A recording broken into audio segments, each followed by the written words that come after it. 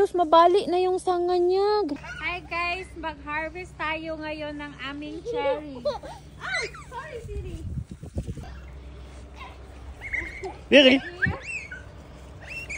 Ayan, super excited ko ngayon dahil first time namin na ma-harvest itong aming cherry tree na nandito sa aming garden. Nilagyan nga namin ito ng net last time para hindi maubos ng mga ibon, kaya tinanggal ko muna yung mga net, pero ibabalik ko naman yan mamaya. Imagine, 3 weeks pa lang kami dito sa bagong bahay, pero ayan, magha-harvest na kami dito sa aming cherry.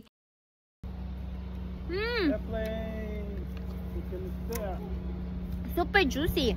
So ayan, habang nag-harvest, hindi mo talaga mapipigilan na kumuha at kumain. Ang sasarap kasi at ang pupula pa. Tapos akala ko super crunchy lang nito. Ay nako, napaka-juicy pala kapag talagang hinog na siya. Kailangan mo lang tingnan yung mga kinakain mo na sobrang hinog dahil may mga bantay. Minsan dahil sa sobrang hinog, may mga uod na. At kahit sobrang liit nitong puno, ay nako, ang dami talagang bunga nito. Ito na yung pangalawang prutas na na-harvest namin dito sa garden. Yung una nga is yung red currant, malapit nang maubos, at ito naman mga cherry. At soon, mag-harvest nga tayo dito ng mga blackberries at mga apples at saka plum. Grabe.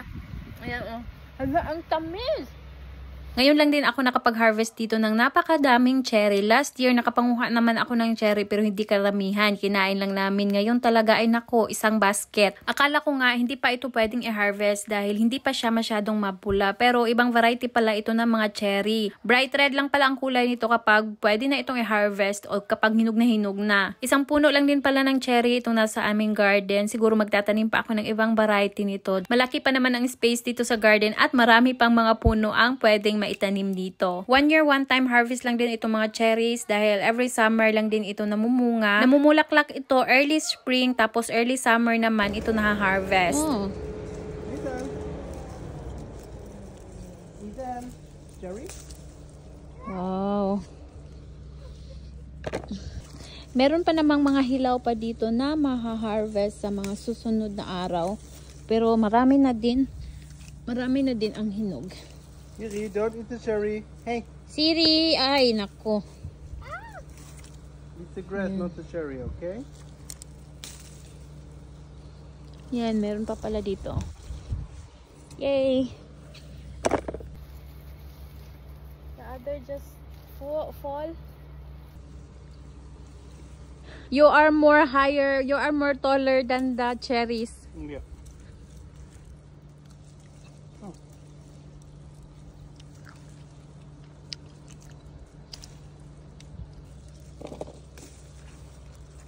Yan, ang dami. Ay, ang dami pa. Oh, ito oh, meron pang mga hilaw. Ay, grabe. Grabe. Sa Pilipinas, sa ano lang ako nakakain ng mga cherry, sa fruit cocktail. Dito, andito na sa aming pakuran.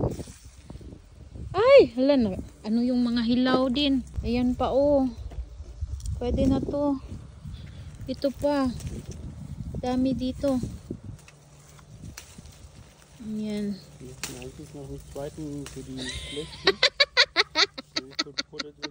Why did it look at the child?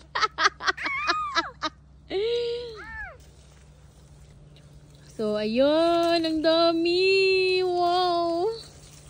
Hala. Ang dami talaga. Hala. Ang dami. Yeah. Yan. Ito pa. Hala! Patay. Everything. Yan. Wow. Sobrang dami. Ay! The other just fall. Kukunin din namin yung mga hilaw, mga sira dahil ilagay namin sa compost. Why Siri on Ethan laying in the ground? That's a good question. Ayan, oh, ay. Hala, ang saya ng harvest. Ang saya mang harvest. Haba namang nag-harvest ako din, kakain din tayo dahil sobrang sarap.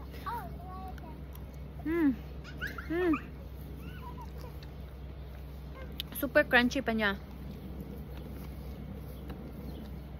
Einmal können wir dann noch mal ernten. Ethan? what I tell you about the Sarap. Yeah. Ben umakom mo so out and in here. Ababan umakom. Ito dito oh. Hala, tingnan niyo, super malaki siya. Grabe, ang laki. Yun yung regular. Tapos, ayan. Oh, hala, super laki niya. Grabe. Don't put the good one here. At ayan na yung mga, kuan, oh. Kapag sobrang hinog na din siya, na ano siya, na mabuak. Hala, what we will do with a lot of cherry? Ano kayang gagawin namin dito? Eating. Eating? Yeah. Hala, sobrang dami. Wow, sobrang dami That's oh. why when they are not At tingnan nyo naman kung gaano kaliit nitong puno. Pero grabe, ang dami niyang bunga. Kaya pala, nagtatanong kayo kung bakit sobrang liit nitong ang puno namin dito sa garden. Ito ang ginawa nila. Habang ano pa is this one that's so parang heavy. pinutol nila. It's so heavy. Ah, yeah, oh, ito oh. Ito oh, sobrang dami niyang bunga. Halos maano na siya. Halos mabali na yung sanga niya. Grabe naman, kadami ng bunga. Oh, sobrang dami niyang bunga. Tingnan nyo. Halos mabali na yung sanga ng cherry. Tapos marami pa dito. Wow! Hala! Wow! Ayan na yung na-harvest namin. Pero sobrang, ang dami pa. O, tingnan nyo naman, ang dami pa. Pero madami din ang mga sira. Ayan oh, hindi ko na to ma-harvest dahil mga sira na ito. Ito oh, hindi pa nahinog, nasira na siya. I-keep din namin yung mga sira dahil lagay namin sa compost. Yung iba kasi is nasira na siya, tapos magkasama yung sira at saka hindi sira, kaya gaya niyan oh. Si Ethan kasi is if he will eat, tapos kinakain niya yung mga mga buto, kaya natatakot ako na magbigay sa kanya dahil kinakain niya yung mga buto. Tingnan niyo naman, grabe, super laki. Ang dami na oh, malapit nang mapuno. Pero madami pang hinog. What? €5.50 each kilo. Oh, we will sell it? €5.50 daw ito per kilo sa grocery. Sabi ko kay asawa, ibenta na lang namin. So, natapos na kaming mag-harvest. Tamang-tama, napuno itong aking lalagyan. Ito yung isang box ng fita. Ito din yung nilagyan ko last year ng mga blackberries. So, ayan. Madami pa din kaming naiwan dito na mga cherries para i-harvest natin yan soon. Second or third harvest ba, but soon. Dahil meron pa kasing mga hilaw at hindi pa masyadong hinog ito. Ito yung kakainin namin or kaya, ewan ko, ano bang magandang gawin itong mga cherry na ganito. So, yan pa yung mga natira na cherry oak. Tingnan nyo yan. Madami pa din. So, marami pa din kaming ma-harvest nito soon. And, yan nga yung ating harvest ngayon. Madami din kaming nakuha ng mga, mga sira. Kaya, hindi talaga lahat na yan yung lahat. Dahil, nakuha din namin yung mga sira. So, ayan oh. Sobrang dami. Ayan pa, madami pa.